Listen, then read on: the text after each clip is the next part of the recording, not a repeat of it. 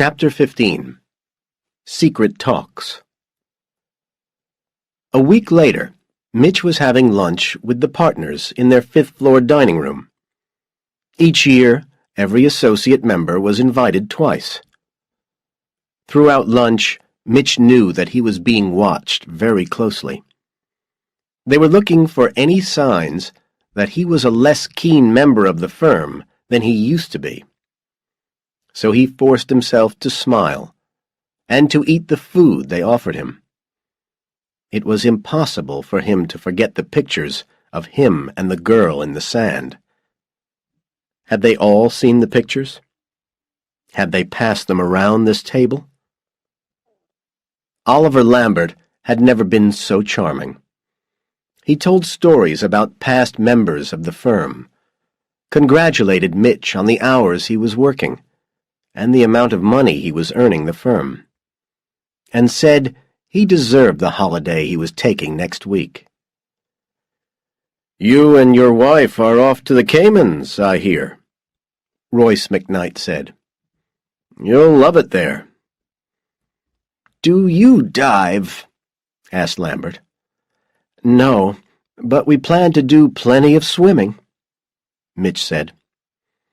"If you want to learn to dive," Lambert went on, "there's a man called Adrian Bench who has an excellent diving school on the north end of the island. It's worth a visit." In other words, stay away from A-Banks, Mitch thought. "Thanks. I'll remember that," he said. "But be careful, Mitch," Lambert said.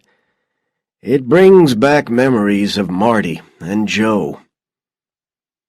The partners looked down sadly at their plates. Mitch felt sick. They had killed Marty and Joe for doing exactly what he was doing. He wanted $2 million from the FBI. There were a couple of other things he wanted, too.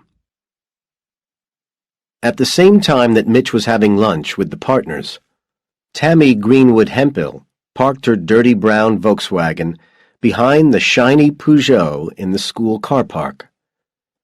She left the engine running.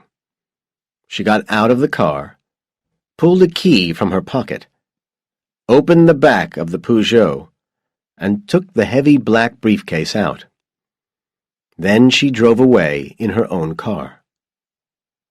At a small window in the teacher's lounge, Abby drank coffee and stared through the trees into the car park. She smiled and checked her watch. 12:30, as planned. Tammy drove back to her office. No one followed her. No one knew of her existence. There were 9 files this time. He had said there would eventually be about 40. She copied them all. On the way back to the school, she took all the copied files to the small storage room she had rented in her name. At 3 o'clock in the morning, Mitch got quietly out of bed and got dressed. Without a word, he kissed Abby, who was awake, and left the house. He had a meeting at an all-night cafe 25 miles out of town. At this time of night, no one would follow him. Terrence and he completed their negotiations. They agreed on $2 million. "I want $1 million now, and $1 million later," Mitch said. "I'm already copying all my files. No lawyer is allowed to do that. As soon as I give them to you, it's the end of my career.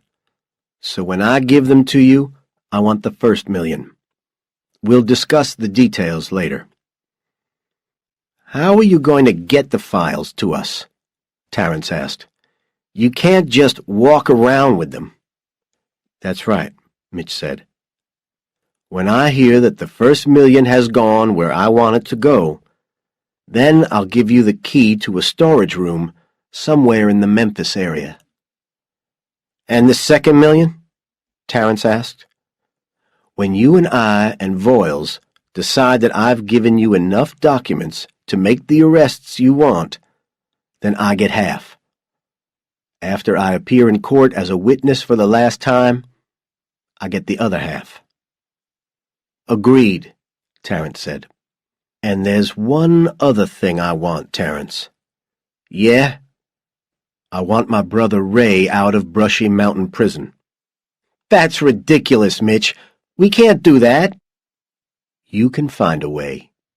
If you can't do it by bending the rules, then you can help him escape. But you can do it.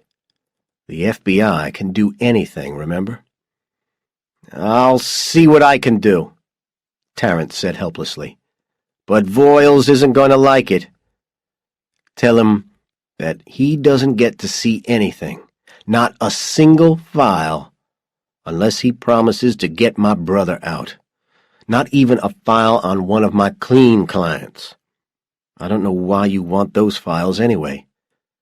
"Because when we've got them," Terrence said, "we've got you. Actually, you're probably already working with criminal clients without knowing it.